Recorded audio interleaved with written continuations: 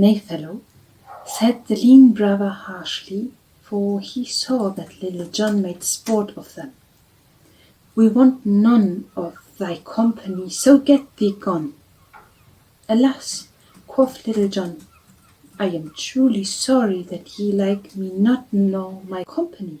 But as for leaving you, it may not be, for my heart is so moved that willy-nilly I must go with you for the sake of your holy company." Now at this talk all the good fellows on the bench grinned till their teeth glistened, and even the landlord could not forbear the smile. As for the friars, they looked at one another with a puzzled look, and knew not what to do in this matter.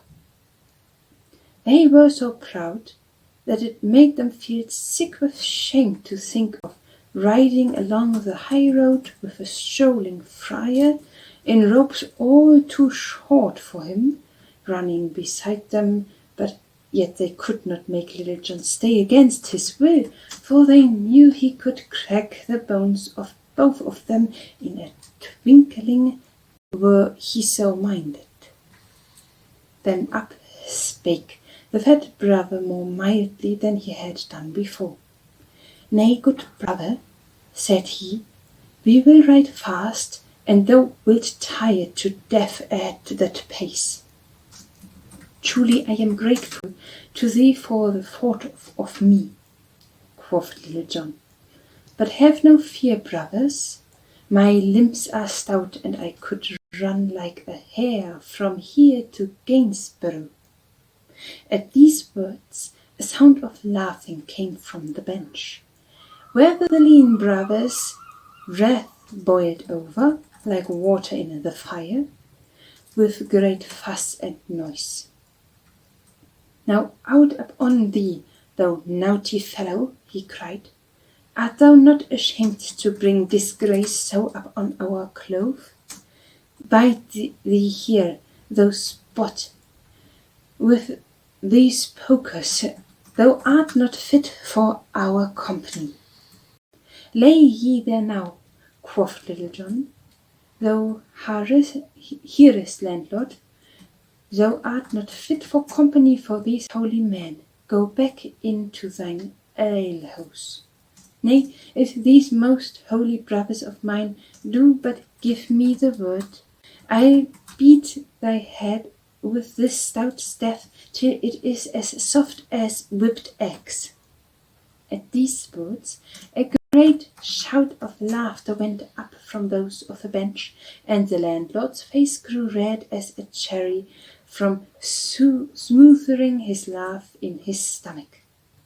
But he kept his merriment down, for he wished not to bring the ill will of the brothers of Fountain Abbey upon him by unseemly mirth.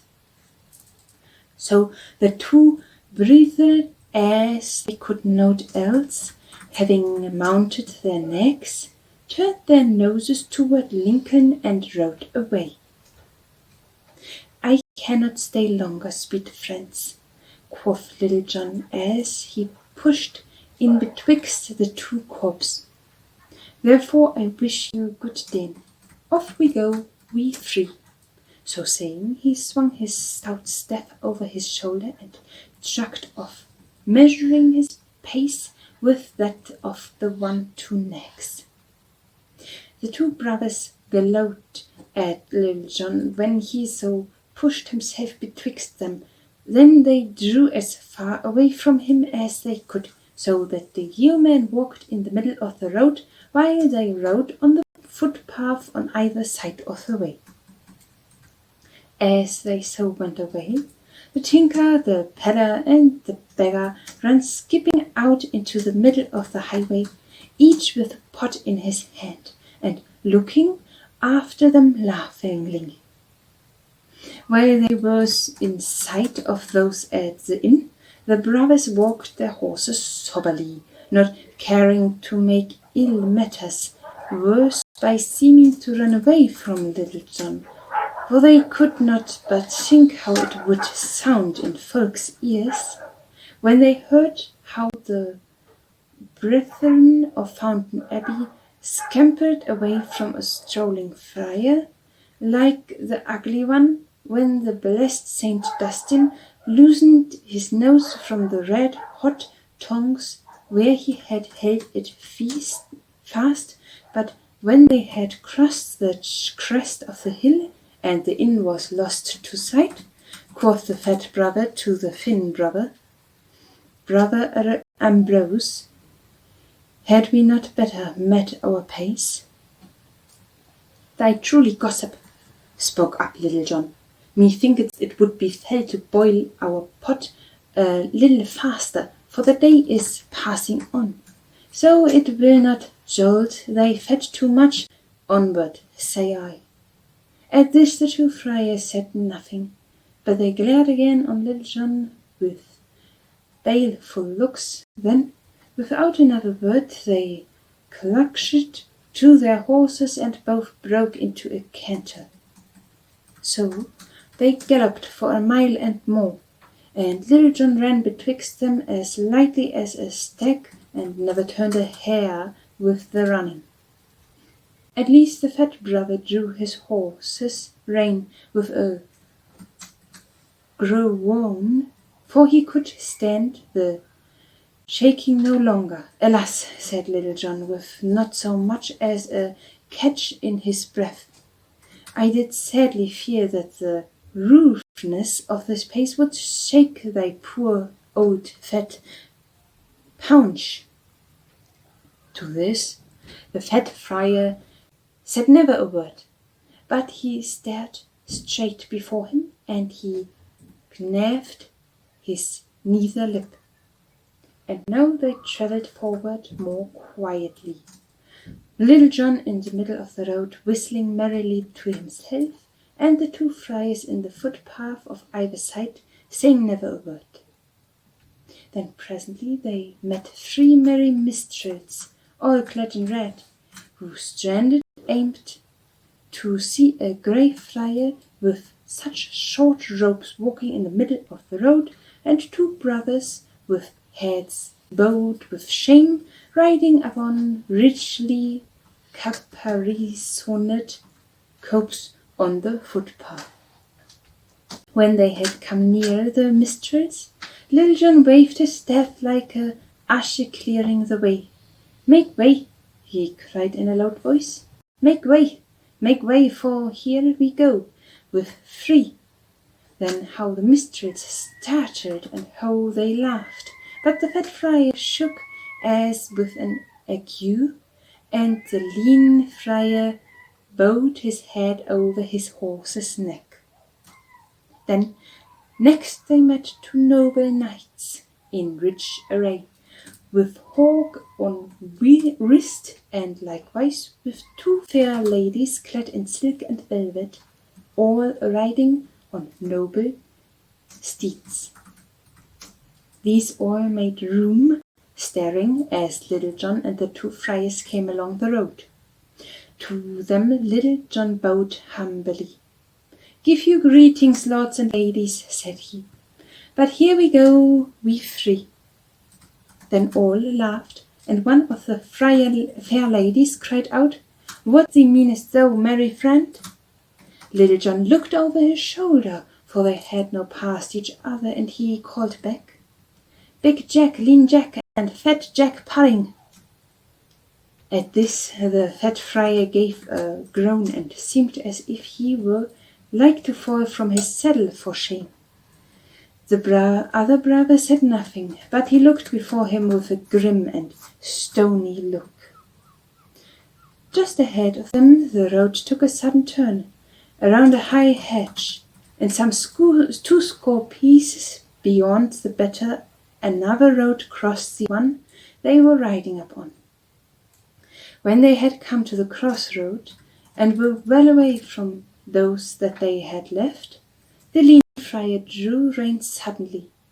Look ye, fellow, quoth he in a voice quivering with rage, we have had enough of thy vile company, and care no longer to be made sport of. Go thy way, and let us go ours in peace. La there no, quoth Little John. Me thought we were such a merry company, and here those blaze up like a fat in the pan. But truly, I ha' had enough of you today, though I can ill spare your company. I know you will miss me, but gin ye wot me again, whisper to Goodman Wind, and he will bring news therefore to me. But ye see I am a poor man, and ye are rich. I pray you give me a penny or two to buy me a bread and a cheese at the next inn. We have no money, fellow, said the lean friar harshly. Come, brother Thomas, let us forward. But Little John caught the horse by the bridle ring, one in either hand.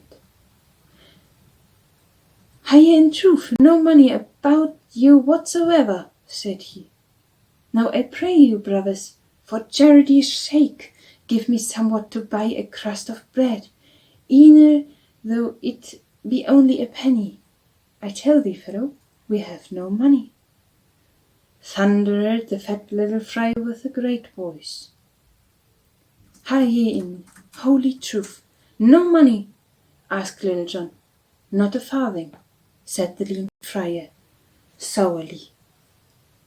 "Not a groat," said the fat friar loudly. "Nay," quoth Little John, "this must not be. Far be it from me to see such holy men as ye are depart from me with no money. Get both of you down straightway off these horses, and we will kneel here in the middle of the crossroad and pray the blessed Saint Dustin to send us some money to carry us on our journey. What sayest thou, so limp of evil?" cried the lean friar, fairly gnashing his teeth with rage. "Dost thou bid me, the high calorie of Fountain Abbey, to get down from my horse and kneel in the dirty road to pray to some beggarly Saxon saint?" "Now," quoth Little John, "I had great part of a mind to crack thy head for thee for speaking thus of Saint good Dustin. But get down straightway, for my patient will not last much longer, and I may forget that ye are both the holy orders." So saying, he twirled his stout staff till it whistled again.